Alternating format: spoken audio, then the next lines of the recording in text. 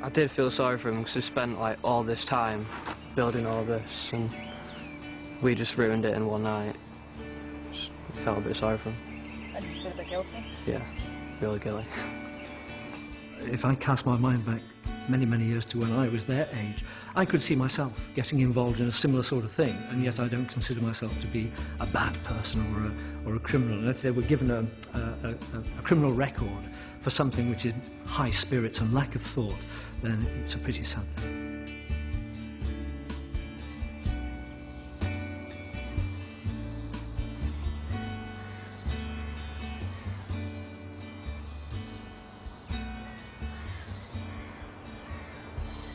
It was in the year 1998 when we discovered that there's lots of money available coming up to the millennium, and we had a little public meeting in this very building and said, let's do something, let's enjoy the year 2000 and leave behind something really that lasts forever. And after a lot of surveying and a lot of talk to the residents, they chose to have a green. So we raised money, massive amounts of effort went in, the whole community got involved. We raised £15,000 within the village, and on June 2000 we opened our Millennium Green, and everyone had enjoyed participating in its creation, and now everyone feels a great sense of ownership. I came down to the green one morning, a Saturday morning I think it was, and we were shocked to discover the fencing had been broken down around the kiddies' playground. We were even more shocked when I walked down to the bottom of the green, because there is a group of memorial trees which have been planted by people to remember relatives, and 3 of those have been broken off. And there was obviously evidence of camping at the bottom of the green, which isn't allowed, and a fire had been lit. It just seemed a shame to me after these folk has raised money to do things like that, and then somebody comes and undoes it in a couple of hours just for, I think 99% is out of boredom, I should think, more than hotels. We soon got in touch with the police with the expectation that they were treated seriously. They do feel very, very passionately about this area, and it was what we would call a signal crime. It affected everybody in the community. When you spend time working on the green, maintaining it in a safe standard, creating a facility for the whole village to enjoy, it was a little bit like a slap in the face. And so I think we did take it quite personally. It was just a big effect. It had upset everybody. That's why we felt we had to deal with it in a different manner, just than criming it and locking the offenders up. It came in as though some youths had been camping, so PCSO flight attended the incident, and they returned to the station and told me about it. And she said that she had some suspects, so that's when I considered perhaps a restorative justice approach.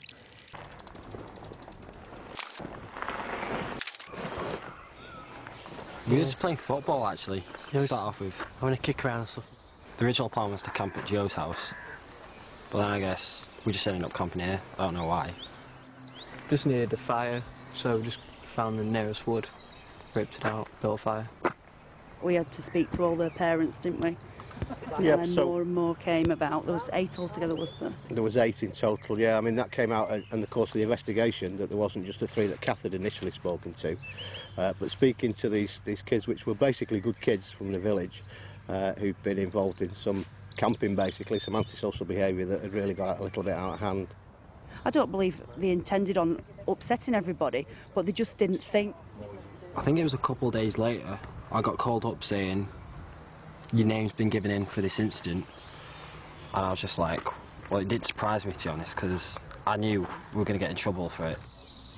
It was more shocking than anything to have the police turn up at the door, because there's never been any trouble before, and I've never really had cause to be really down on Jamie, you know, to pull him up about a few things, but nothing serious. And I always thought that, you know, he definitely knew right and wrong.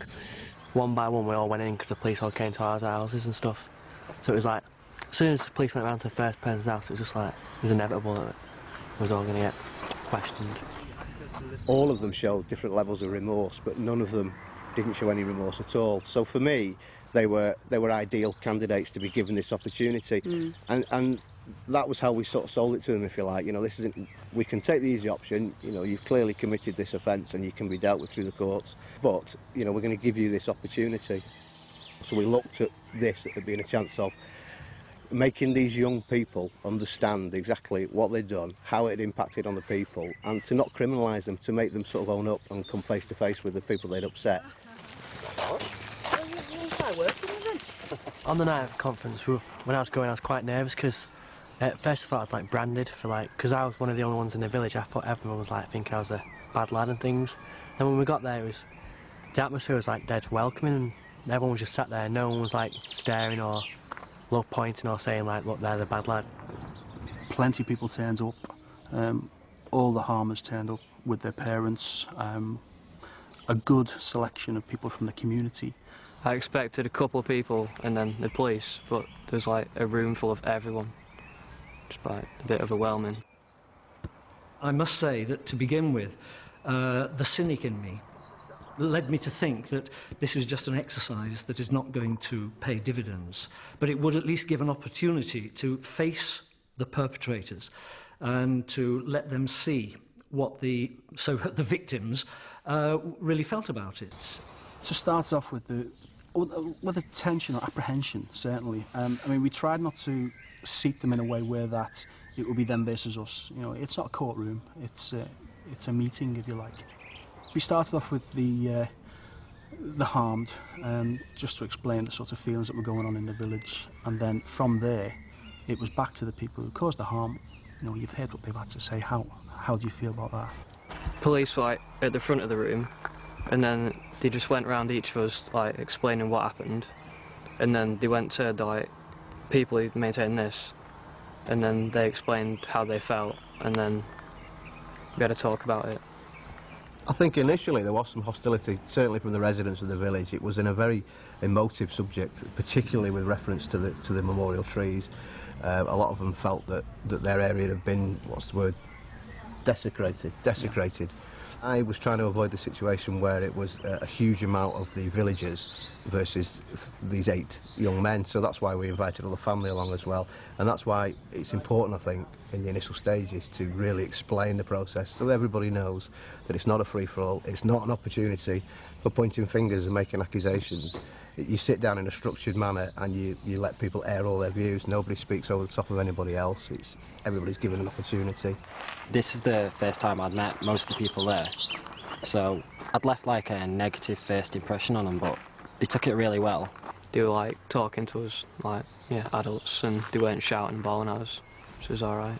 It was quite a civil conversation, and they spoke to us like adults and found out a fair solution to the problem. If I cast my mind back many, many years to when I was their age, I could see myself getting involved in a similar sort of thing, and yet I don't consider myself to be a bad person or a criminal. And if they were given a criminal record for something which is high spirits and lack of thought, then it's a pretty sad thing. We had to pay a £40 fine, which is fair enough for the I think it was to replace a tree and fix the fences on the park, and we had to do some odd jobs around just the green.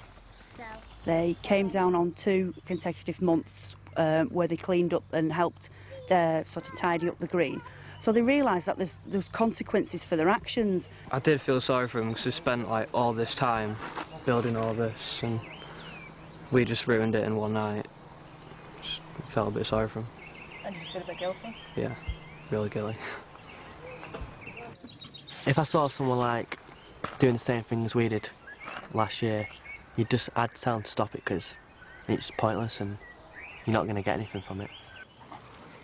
Now when you walk down the street, you feel like I say hi to them before I wouldn't, and then I think they got a lot more respect for us because we stood up and admitted to it, and like we spoke about, and they realised that we never meant much harm by doing it, and I think they actually saw how sorry we were when they told us how much work they put into it and everything. So yeah, a lot more respect.